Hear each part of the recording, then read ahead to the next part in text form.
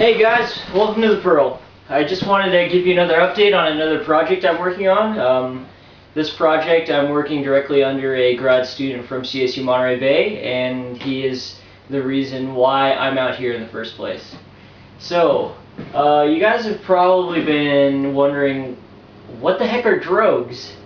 Like, you see it all the time on Facebook and Instagram, and I'm talking about them all the time, and I'm working on them all the time, and you know, it's finally time for you guys to figure out what they are.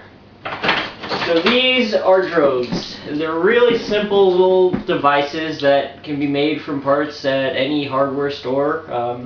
There's maybe 2 moving parts in total, but although very simple, they're very effective at capturing the data that we want. And that data that we are looking for specifically for Dan's project is the maximum wave velocity at certain spots in the intertidal. And these sites are heavily abundant in terms of mussel populations.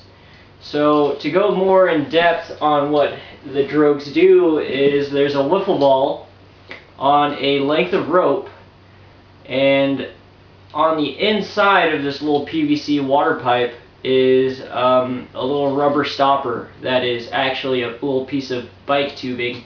And that rope is connected to a spring that's held on by these 2 bolts.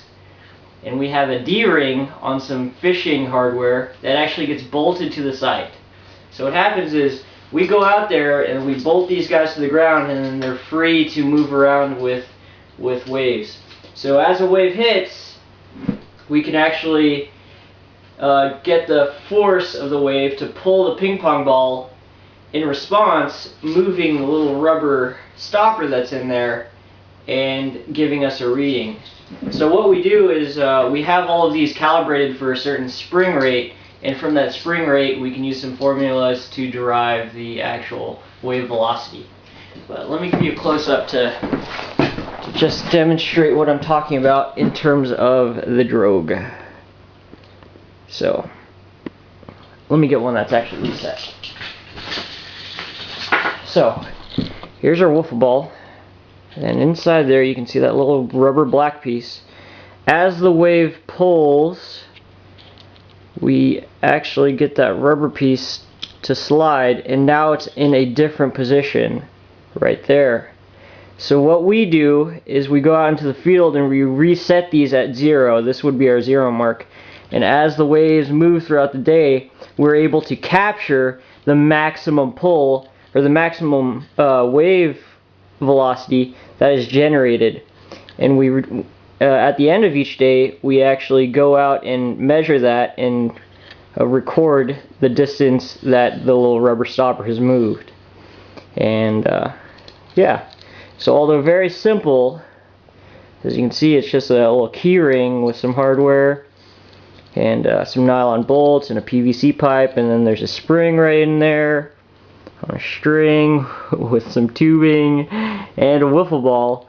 We can do real science with something as simple as this.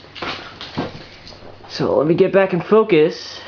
So yeah, so here it's my job to make sure that these are maintained and in working condition. Like, you might think that that's a pretty easy job, but these are maybe a third of all the drogues that we have, and life in the intertidal is pretty hard on these things.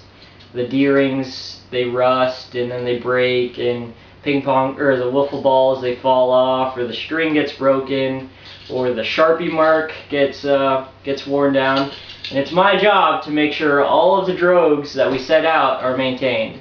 So it's like 6:50 in the morning today, and I hope to get all 300 or so of these drogues, or 250, whatever it is, in proper working condition for the upcoming tides. Thanks guys, and there's a semi-quick update on what I'm doing with drogues.